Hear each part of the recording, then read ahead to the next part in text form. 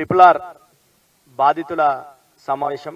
ఈ సమావేశానికి ఇక్కడ విచ్చేసినటువంటి గౌరవనీయులు, మీ అందరు కూడా అండగా ఉండడానికి ఇక్కడ విచ్చేసినటువంటి మాజీ మంత్రివర్యులు మహేశ్వరం శాసనసభ్యురాలు సబితా మేడం గారికి, అదేవిధంగా బీఆర్ఎస్ పార్టీ జిల్లా అధ్యక్షులు అంటే శాసనసభ్యులు అక్కడ నుండి కదా ఇక్కడ మన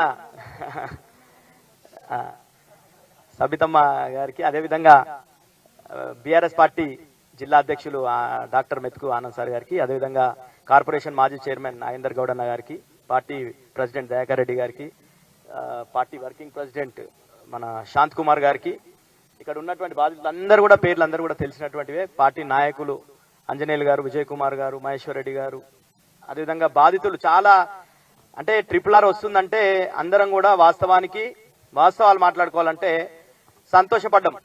RRR వస్తే పెద్ద ఎత్తున అభివృద్ధి చెందుతుంది, ఈ ప్రాంతానికి దగ్గరగా రోడ్ వస్తే ఈ భూముల విలువలు పెరుగుతాయి, మనకు సౌకర్యం పెరుగుతాయని చెప్పేసి అందరం కూడా భావించినాం. నేను కూడా అదే విధంగా భావించిన.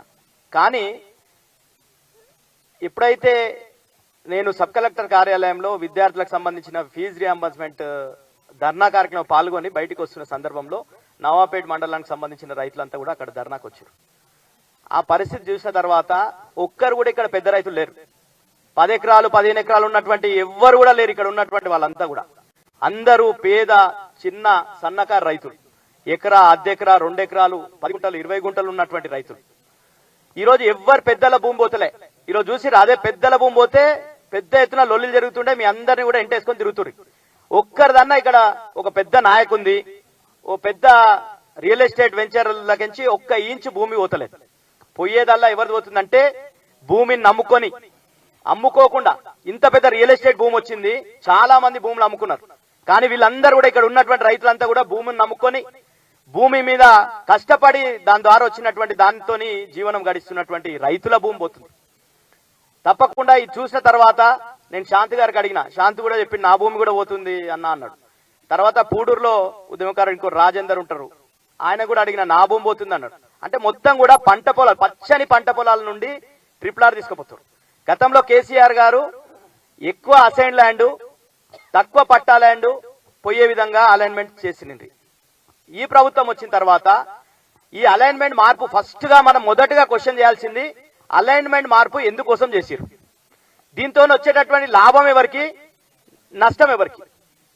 ఈ లాభం చేకూరేది మొత్తం కూడా ఎవరికి లాభం చేకూరుతుంది? ఆ రోజు పెద్ద పెద్దల భూముల నుండి 100 ఎకరాల భూముల నుండి అలైన్మెంట్ పోతే వాళ్ళకి పోయినా నష్టపోయినా కానీ ఎక్కువ మోతాదులో వాళ్ళ భూముల విలువ పెరుగుతాయి. 100 ఎకరాలు ఉన్న ఆయనకు 20 ఎకరాలు పోతే 80 ఎకరాలు 10 అంతలు అవుతుంది. కానీ ఉన్నటువంటి వాళ్ళ పేదలది అర్ధెకరా, పావు ఎకరా, ఎకరా భూమి మొత్తం పోతే వీళ్ళ బతికెట్లా, ఏ విధంగా ఉండాలని చెప్పేసి అందరం కూడా ప్రశ్నించాల్సిన అవసరం ఉంది.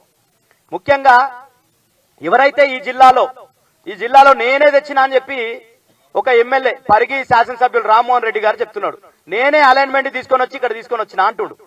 ఎందుకు తీసుకొని వచ్చినావు, దీంట్లో మతలబ్ ఏంది అంటే పేదల రైతులు కొట్టి పెద్దలకు పెట్టడానికి రామ్మోహన్ రెడ్డి గారు తీసుకురావడానికి నీ జాగిరా అని అడుగుతున్నాం. మనం అందరం అడగాలా లేదా? ఎవరి జాగిరు? ఇంతమంది రైతుల భూములకెంచి నువ్వు RRR అలైన్మెంట్ మార్పిస్తున్నావు అంటే ఆయన భూమి పోతలేదు మేడం, ఆయన భూమి పోతలేదు. అలైన్మెంట్ మార్చుకొని ఆయన అక్కడ భూములు కొన్నాడు. ఈరోజు చాలా మంది మీద దీని మీద అవును మేడం 11 పాపం వాళ్ళు మొన్న రాకంచెల్లలో సమావేశం పెడితే నేను పోయి మాట్లాడిన, అక్కడ చాలా బాధాకరం. భూమిని నమ్ముకున్నటువంటి వాళ్ళు అందరిది పోతుంది, ఎవరిది పెద్ద రైతులు ఎవరిది పోతలే, ఒక్క రియల్ ఎస్టేట్ వెంచర్ నుంచి పోతలే, ఆడ కూడా ఉన్నాయి. పక్కకే ఉన్నటువంటి గల్ఫ్ కోర్స్ నుంచి పోదు, మైరా నుండి రియల్ ఎస్టేట్ వెంచర్ నుండి ఒక ఇంచ్ పోతలేదు. పోయేదల్లా మొత్తం పేద రైతుల నుండి.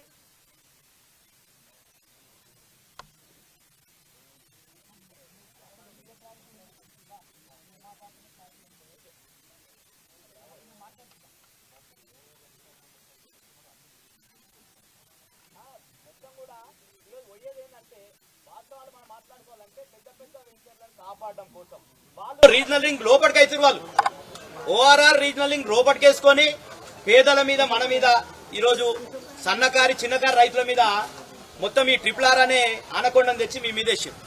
ఈరోజు దీని పక్షాన అంతా ఇంకా నెల 15 రోజులను తిరుగుతుర్రు. నెల రోజులను తిరుగుతున్నా గానీ ఒక్కరన్నా స్పందించిరా? మీ దగ్గరకు వచ్చిర్రా? నేను నిన్న చాలా రోజుల నుండి ఇక్కడ మనం మీటింగ్ పెట్టుకున్న సందర్భంలో మన కృష్ణారెడ్డి గారు, సురేందర్, శాంత్ అందరు వచ్చి కలిసినప్పుడు ఆడ మీటింగ్ లో మాట్లాడే అవకాశం దొరకదు, మేడం ఇంటికి వచ్చి కలుస్తామని అడిగిరు టైం. అడిగితే నేను మొన్న మేడంకి అడిగిన, అంటే తప్పకుండా కలుద్దాం రమ్మన్నాను. వీళ్ళని పొద్దున్న లేచి ఫోన్లు చేస్తే అందరిని అరెస్ట్ చేసిరు. ఎప్పుడు? అర్ధరాత్రి నుండి అరెస్టులు. ఇది తెలంగాణ ఉద్యమం తలపిస్తుంది. తెలంగాణ ఉద్యమం ఇట్లనే అర్ధరాత్రి అరెస్ట్ చేస్తుర్రు. రాత్రి 12 గంటలకు, 2 గంటలకు, 3 గంటలకు మొత్తం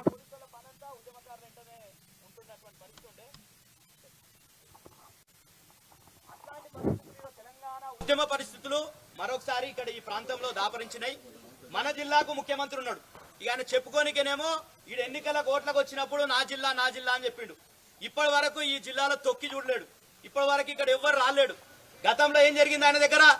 ఆయన నా జిల్లా, నా కాన్స్టిట్యున్సీ, నా మొత్తం రాజ్యం అని చెప్పేసి లగచెర్లలో ఇట్లనే రైతుల భూములలో ఫార్మా కంపెనీ తెచ్చి పెడదాం అనుకోడు. కానీ ఊకున్నారా? లగచెర్లలో నువ్వు ముఖ్యమంత్రి అయితే ఏంది, ఎమ్మెల్యే అయితే ఏంది, నువ్వు మాకేంది, మా భూములు మాకు కావాలని చెప్పి తిరగబడి తరిమి కొడితే ప్రభుత్వం జీవోను వెనుకకు తీసుకుంది. ఫార్మా కంపెనీ, ఫార్మా విలేజ్ ని వెంటకు తీసుకుంది. అదేవిధంగా మీ పోరాటం కూడా తప్పకుండా మీకు మేము మద్దతుగా ఉంటాం. ఇక్కడ ఉన్నటువంటి వాళ్ళందరూ, మేడం వచ్చింది, అందరం కూడా మద్దతుగా ఉంటాం. కానీ మీరు కమిట్మెంట్ తోని మీరందరూ కూడా, నేను చెప్పిన ఇప్పుడు 4 మండలాలు ఉన్నాయి మన జిల్లాలో. మోమిన్పేట, తర్వాత నవాపేట, వికారాబాద్, పూడూరు. ఈ 4కి సంబంధించి ఒక కేటీఆర్ గారు కూడా చెప్పారు, మీరు ఒక జాయింట్ యాక్షన్ కమిటీ వేసుకొని పార్టీలకు అతీతంగా క్లియర్ గా చెప్పారు, మాకు రాజకీయ లబ్ధి అవసరం లేదు, రైతుల పక్షాన పోరాటం కోసం, రైతులకు న్యాయం కోసం మీరు అందరి పార్టీలు కలిసి వచ్చేటటువంటి పార్టీలు అందరినీ కలుపుకోండి అని చెప్పిండు. వస్తుర్రా వాళ్ళు మన దగ్గరికి? ఎందుకు వస్తలేరు? ఈ రోజు రేపు ఓట్లు వస్తేనేమో వస్తారు. రేపు ఈ ఓట్లు అందరి అవసరమా లేదా? అప్పుడు వస్తారు. అప్పుడు మనం ఏం చెప్పాలి? గుణపాఠం చెప్పాలా లేదా? తప్పకుండా నిలదీయాలి, ఎక్కడికక్కడ నిలదీయాలి. ఈ కాంగ్రెస్ వచ్చిన కాడికెంచి మొత్తం రైతు వ్యతిరేకంగానే ఉన్నది. ఇన్ని వర్షాలు పడి నష్టపోతే గిడ అంటే ఇక్కడ వస్తున్నాం. ఇప్పుడు రోడ్డు, మీ ఊరు రోడ్డు మంచి ఉందా?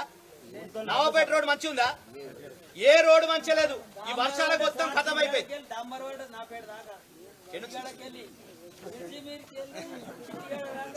సార్ ఇంకో విషయం సార్, చించల్పేట సార్ అయితే రింగ్ రోడ్ అంటే రింగ్ లాగా ఏ విధంగా వస్తుందో మా పక్క మా ఎమ్మెల్యే ఊరే మాది. పక్కకే ఎమ్మెల్యే భూములు ఉన్నాయి. పక్కకు తర్వాత ముందు కేటీఆర్ సార్ అప్పుడు ఎలక్షన్ టైంలో ఇక్కడ వస్తే ఫార్మా కంపెనీ తెస్తావు, ఎమ్మెల్యే సాబ్ ఖచ్చితంగా ఫార్మా కంపెనీ తెస్తాడు. ఇక్కడ వస్తే ఎమ్మెల్యే గెలిపించండి, ఖచ్చితంగా ఏదో కంపెనీ తీసుకొస్తాడు. ఎక్కడెక్కడ అంటే అక్కడ ఏదైనా భూమి ఇస్తాడు, ఓన్లీ గవర్నమెంట్ భూమి ఇప్పిస్తాడంటే. ఊరి దగ్గర చించల్పేట సార్ ఆయన భూముల దగ్గర కాకుండా ఊరికి దగ్గర గవర్నమెంట్ భూములు ఉన్నాయి.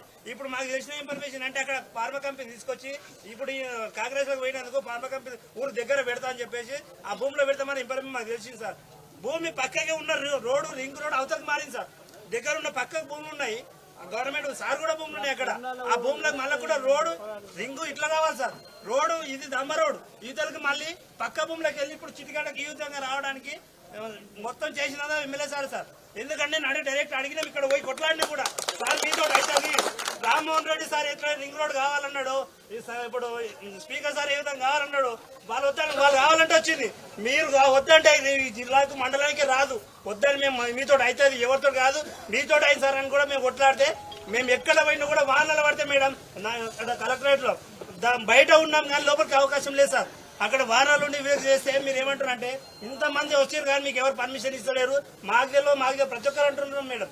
ఎక్కడ వాళ్ళని మాకు సాగుబతుకు తప్ప వేరే ఏం లేదు. నెల రోజులు అవుతుంది సార్. మీరు అన్నట్టు ఫార్మా కంపెనీల కోసం అప్పుడు కేటీఆర్ సార్ చెప్పినప్పటి నుంచి ఎన్నో భూములు, పెద్ద భూముల నుంచి వదిలేదు సార్. మా ఊరు చించల్పేట ఎమ్మెల్యే భూములు ఉన్నా కూడా పక్కకి వెళ్ళి సార్, ఒక ఇంచు పక్క జరిగి ఇంటికి మళ్ళీ సార్ బయట పడతాయి మేడం. ఉన్నాయి మొత్తం గవర్నమెంట్ ముందు రూట్ అయితే గవర్నమెంట్ భూములకు వెళ్ళిపోయింది మేడం.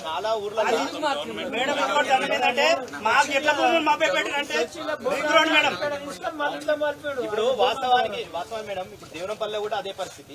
అసైన్ ల్యాండ్ ఉంది ముంగల, అసైన్ ల్యాండ్ నుండి పోతలేదు. గుట్టల నుండి గతంలో గుట్టలు కూడా ఈ ప్రాంతం నుండి పోతుండే, ఇప్పుడు మొత్తం పచ్చని పంట పొలాల నుండి రింగ్ రోడ్డు అలైన్మెంట్ చేసిర్రు.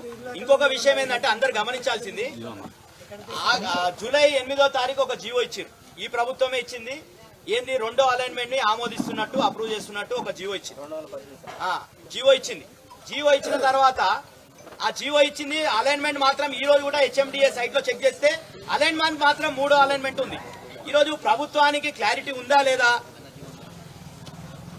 అదే జూలై 8 రోజు జీవో ఇచ్చింది. ఈ జీవోనేమో ఫైనల్ చేసినాం మేము 2 అలైన్మెంట్ అంటారు. 2 అలైన్మెంట్ అంటే ఈ భూములు ఇక్కడ పోదు, ఇప్పుడు ఏవైతే రైతులు ఎఫెక్ట్ అవుతారో ఇది పోదు. కానీ హెచ్ఎండిఏ సైట్ లో మాత్రం ఇదే అలైన్మెంట్ ఉంది. ఇప్పుడు మీ భూములు ఏవైతే పోతున్నాయో అలైన్మెంట్ మాత్రమే మ్యాప్ ఉంది కాబట్టి లేదు మేడం, దాని ప్రకారం లేదు. అందుకే క్లారిటీ గవర్నమెంట్ క్లారిటీ ఇస్తలేదు, లేకపోతే మోసం చేయదలుచుకుందా?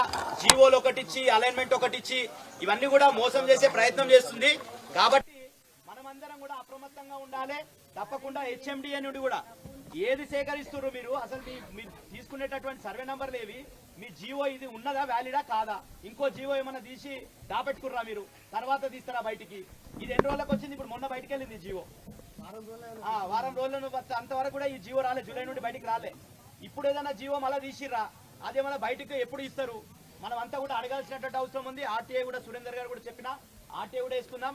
మనం అందరం కూడా ఈ 4 మండలాలకు సంబంధించి అయితే ఫస్ట్ ఒక జాయింట్ యాక్షన్ కమిటీ వేసుకోవాలి. ఇలా పార్టీల అతీతంగానే వేసుకోమని కేటీఆర్ గారు చెప్పారు, స్పష్టంగా చెప్పారు.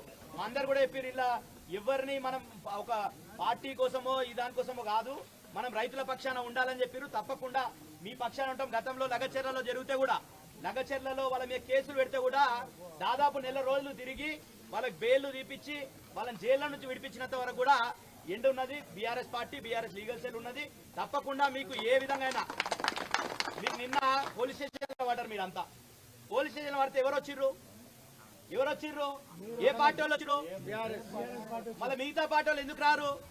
రైతుల పక్షం రైతులు వద్దా వాళ్ళకు? మీరు అందరు ఓట్లేస్తేనే గెలిచిన వాళ్ళు వాళ్ళు. కాబట్టి మనమందరం కూడా గుర్తుంచుకోవాలి, మనమంతా గుర్తుంచుకోవాలి. ఎవరు మీ పక్షాన్ని నిలబడతారో గుర్తుంచుకోండి. తప్పకుండా మేడం గారి డైరెక్షన్ లో ఈడ ఆనంద్ సార్ గారు ఉన్నారు, అదేవిధంగా నాగేందర్ ఉన్నాడు. మేమందరం కూడా ఈ మండల నాయకత్వం, జిల్లా నాయకత్వం అంతా కూడా మీతో ఉంటది. మీరు ఒక కమిటీ వేసుకోండి. ఫస్ట్ అసలు హెచ్ఎండిఏలో ఈ జీవో వ్యాలిడా కాదా?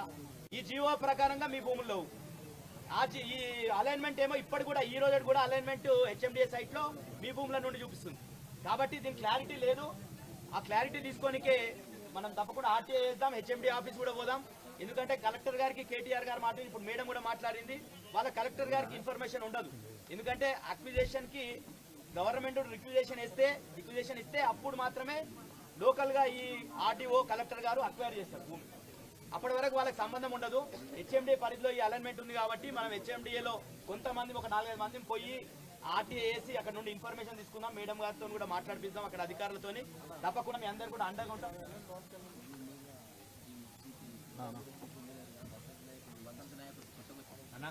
ఎవరన్నా రాని మనం అధికారులతో మాట్లాడి తీసుకుందాము. తప్పకుండా 100% తీసుకొని మీ అందరు కూడా అండగా ఉంటాం. మీ భూములు పేదలు, రైతులు, సన్నకారు రైతుల భూములు పోతాయంటే మాత్రం తప్పకుండా ఊరుకునే ప్రసక్తి లేదు. మరొక లగచెర్ల పోరాటం ఇక్కడ నుండే స్టార్ట్ అవుతుంది. మనమందరం కూడా దానికి సిద్ధంగా ఉండాలని చెప్పేసి, మీకు అండగా మేము ఉంటామని చెప్పేసి తెలియజేస్తూ ఈ అవకాశం ఇచ్చినటువంటి అందరూ కూడా పేరున ధన్యవాదాలు.